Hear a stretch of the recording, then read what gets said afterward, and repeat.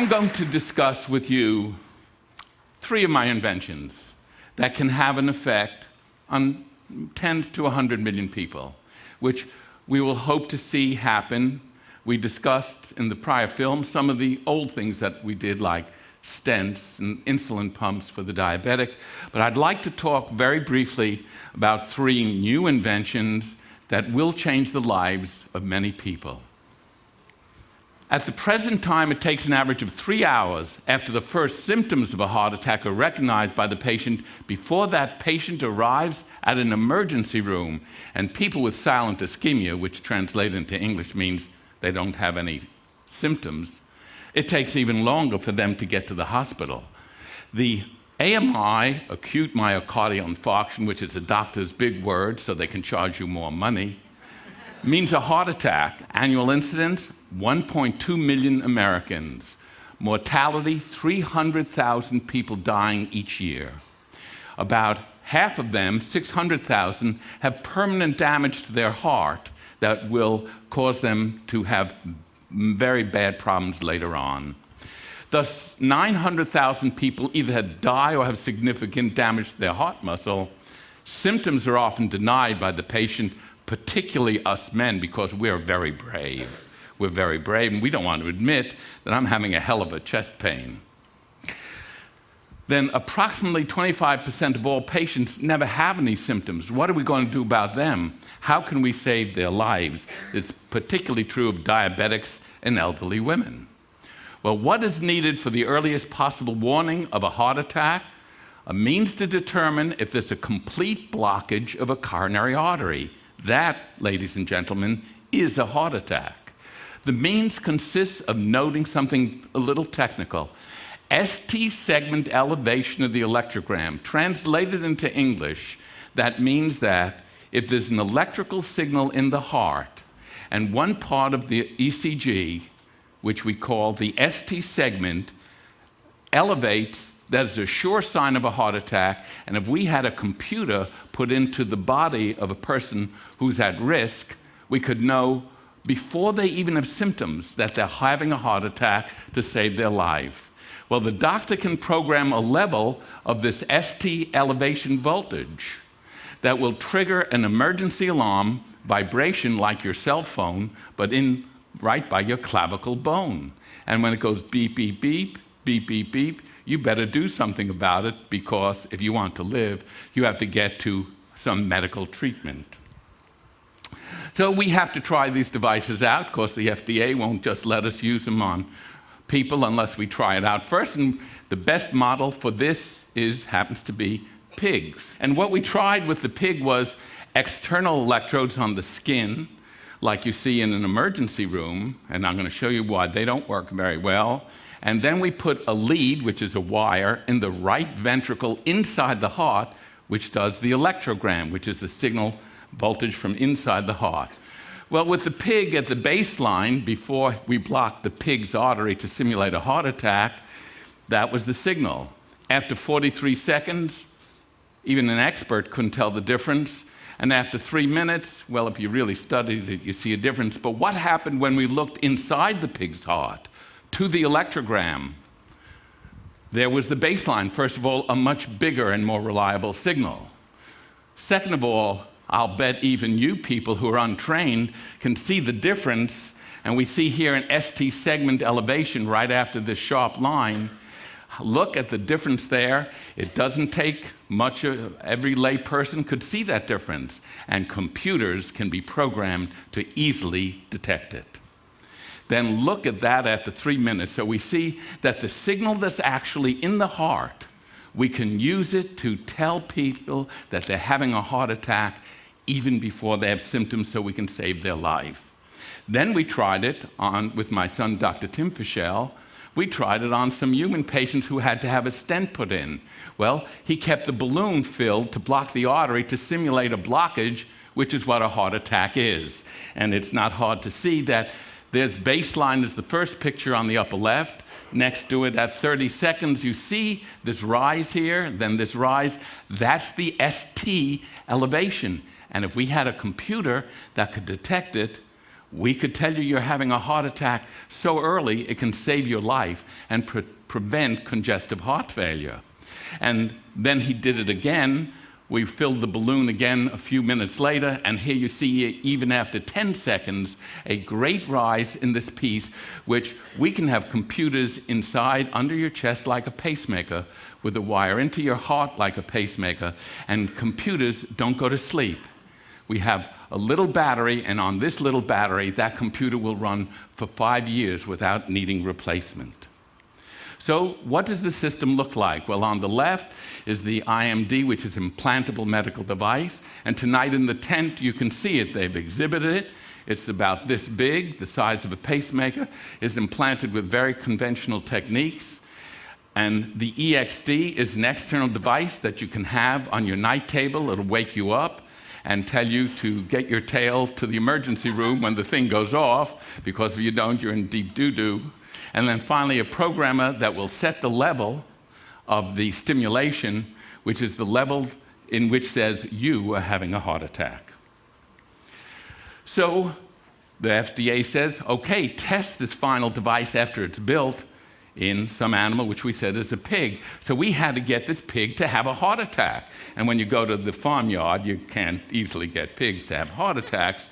So we said, well, we're experts in stents. Tonight you'll see some of our invented stents. We said, so we'll put in a stent, but we're not going to put in a stent that we put in people. We're putting in a copper stent, and this copper stent erodes the artery and causes heart attacks. That's not very nice, but after all, we had to find out what the answer is. So we took 2 copper stents, and we put it in the artery of this pig, and let me show you the result that's very gratifying as far as people who have heart disease are concerned. So there it was, Thursday morning. We stopped the pig's medication, and there is his electrogram, the signal from inside the pig's heart coming out by radio telemetry. Then on Friday at 6:43, he began to get certain signs, which later we had the pig run around.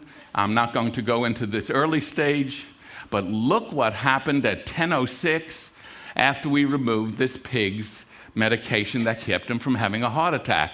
Any one of you now is an expert on ST elevation. Can you see it there? Can you see it in the picture after the big rise of the QRS? You see ST elevation? So this pig at 10:06 was having a heart attack. So what happens after you have the heart attack, this blockage, your rhythm becomes irregular. And that's what happened at 45 minutes later. Then ventricular fibrillation, the heart quivers instead of beats. This is just before death of the pig, and then the pig died, went flatline. But we had a little bit over an hour where we could have saved this pig's life. Well, because of the FDA, we didn't save the pig's life because we need to do this type of animal research for humans. But when it comes to the sake of a human, we can save their life. We can save the lives of people who are at high risk for a heart attack. So what is the response to acute myocardial infarction or heart attack today? Well, you feel some chest pain or indigestion. It's not all that bad. You decide not to do anything. Several hours pass, and it gets worse, and even the man won't ignore it. Finally, you go to the emergency room. You wait as burns and other critical patients are treated, because 75% of the patients who go to an emergency room with chest pains don't have AMI, so you're not taken very seriously. They finally see you. It takes more time to get your electrocardiogram on your skin and diagnose it, and it's hard to do because they don't have the baseline data, which the computer we put in you gets. Finally, if you're lucky, you're finally treated in 3 or 4 hours after the incident, but the heart muscle has died. And that is the typical treatment in the advanced world, not Africa. That's the typical treatment in the advanced world today. So we developed the AngelMed Guardian system, and we have a device inside this patient called the implanted AngelMed Guardian. And when you have a blockage, the alarm goes off, and it sends the alarm and the electrogram to an external device which gets your baseline electrogram from 24 hours ago and the one that caused the alarm, so you can take it to the emergency room and show them and say, take care of me right away. Then it goes to a network operations center where they get your data from your patient database that's been put in at some central location, say in the United States. Then it goes to a diagnostic center, and within 1 minute of your heart attack, your signal appears on the screen of a computer, and the computer analyzes what your problem is, and the person who's there, the medical practitioner, calls you. This is also a cell phone, and says, "Mr. Smith, you're in deep doo-doo, you have a problem. We've called the ambulance. The ambulance is on the way, it'll pick you up. And then we're going to call your doctor, tell him about it. We're going to send him the signal that we have that says you have a heart attack, and we're going to send the signal to the hospital, and we're going to have it analyzed there. And there you're going to be with your doctor, and you'll be taken care of, so you won't die of a heart attack." So that's the first invention that I wanted to describe. And now I want to talk about something entirely different. At first, I didn't think migraines, headaches were a big problem because I never had a migraine headache.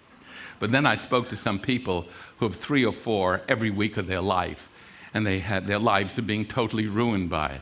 So we have a mission statement for our company doing migraine, which is prevent or ameliorate migraine headaches by the application of a safe, controlled magnetic pulse applied as needed by the patient.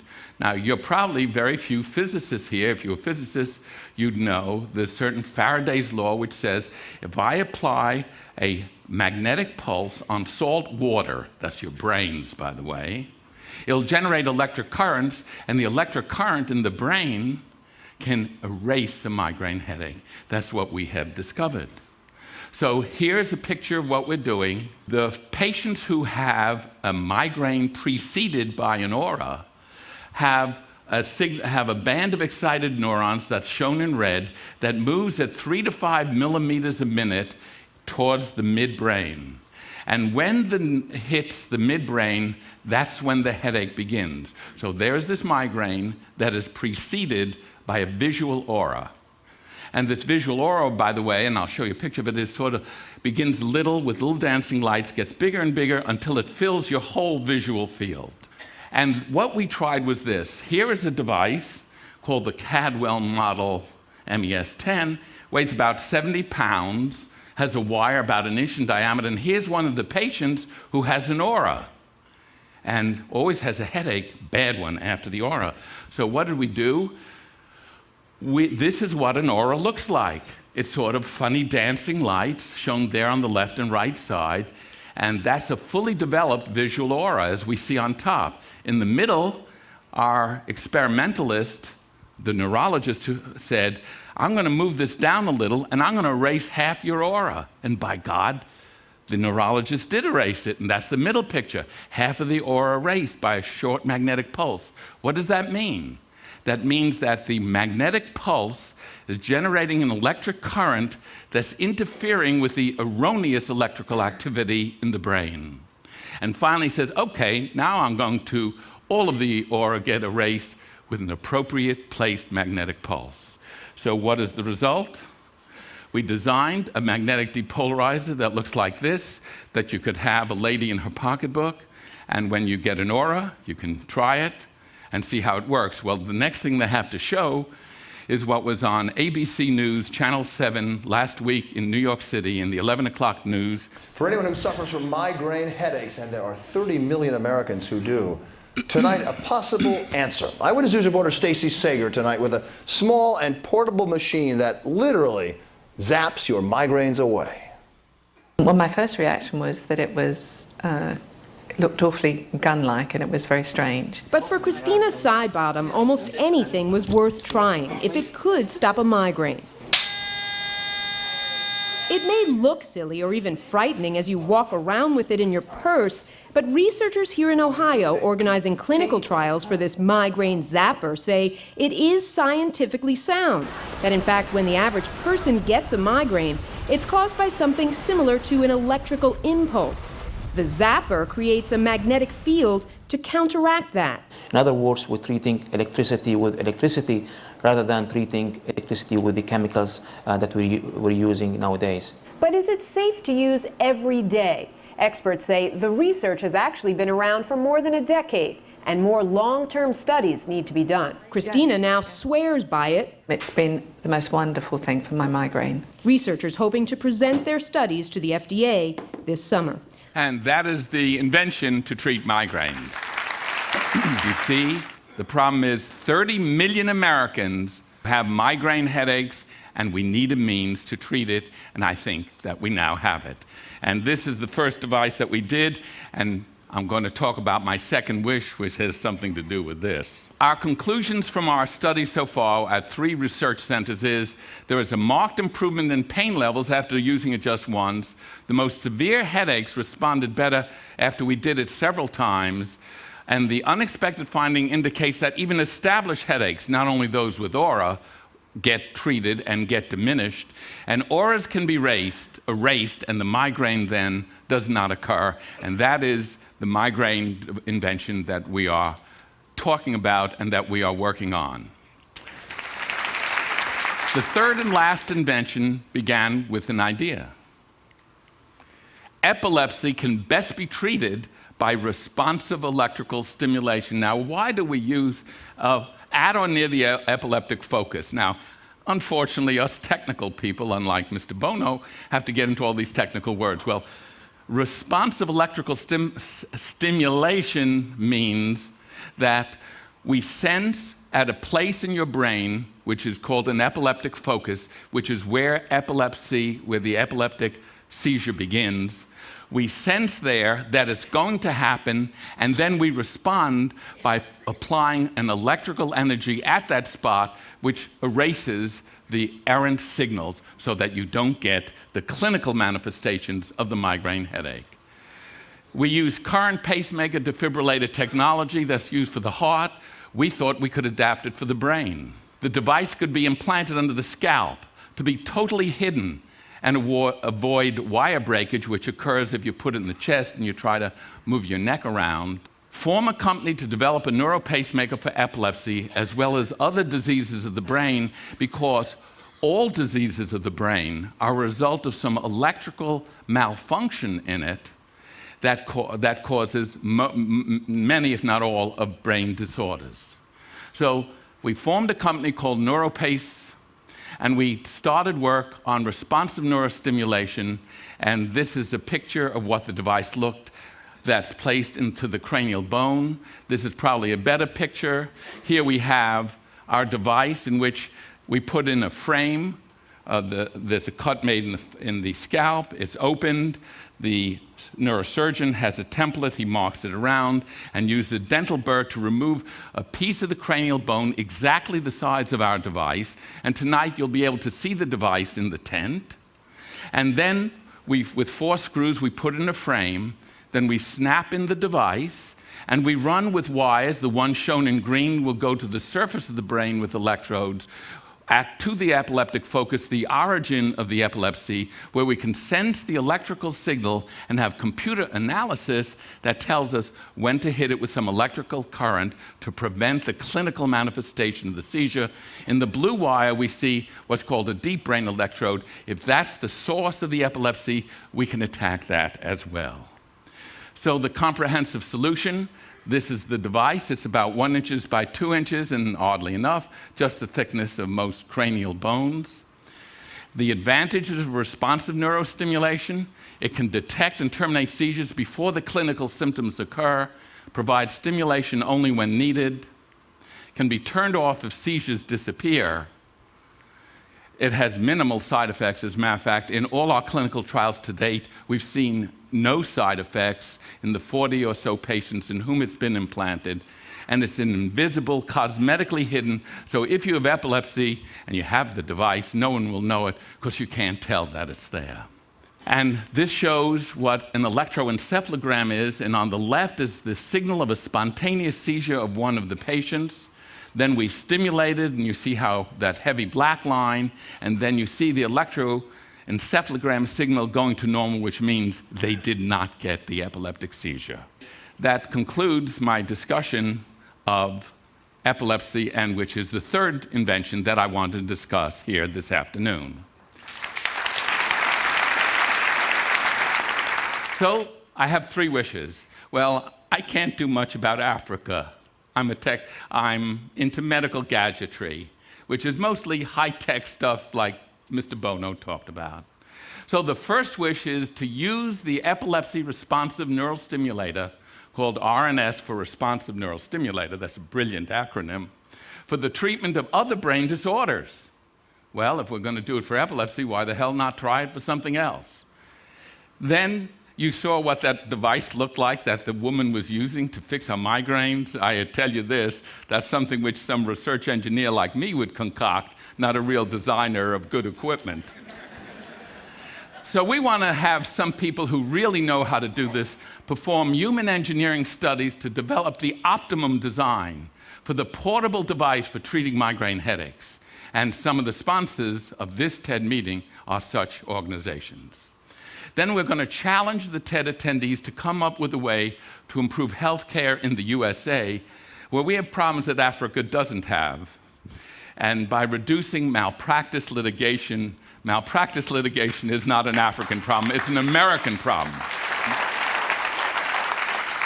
So, to get quickly to my first wish, the brain operates by electrical signals.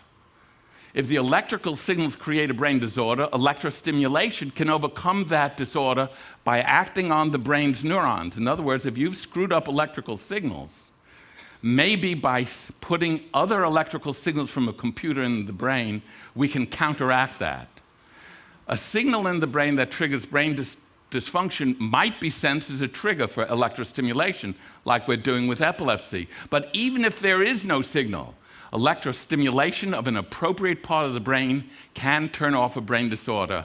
And consider treating psychotic disorders, and I want this involved with the TED group, such as obsessive-compulsive disorder that presently is not well treated with drugs and includes 5 million Americans. And Mr. Fisher and his group at NeuroPace and myself believe that we can have a dramatic effect in improving OCD in America and in the world. So that is the first wish.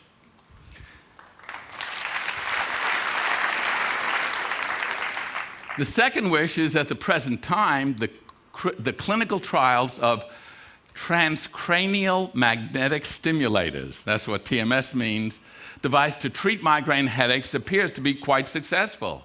Well, that's the good news. The present portable device is far from optimally designed, both as to human factors as its appearance. I think she said it looks like a gun. A lot of people don't like guns. And engage a company having prior successes for human factors engineering and industrial design to optimize the design of the first portable TMS device that will be sold to the patients who have migraine headaches, and that is the second wish.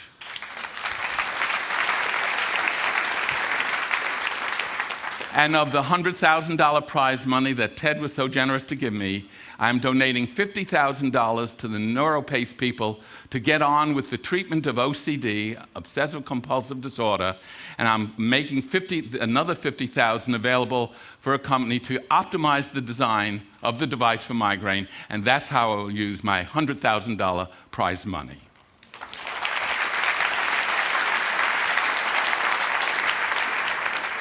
Well, the third and final wish is, unfortunately, it's much more complicated because it involves lawyers. Well, medical malpractice litigation in the U.S. has escalated the cost of malpractice insurance so that competent physicians are leaving their practice. Lawyers take cases on contingency with the hope of a big share of a big settlement by a sympathetic jury, because this patient really ended up badly. The high cost of healthcare in the U.S. is partly due to litigation and insurance costs. I've seen pictures, graphs in today's USA Today showing it skyrocketing out of control, and this is one factor. Well, how can the TED community help with this situation?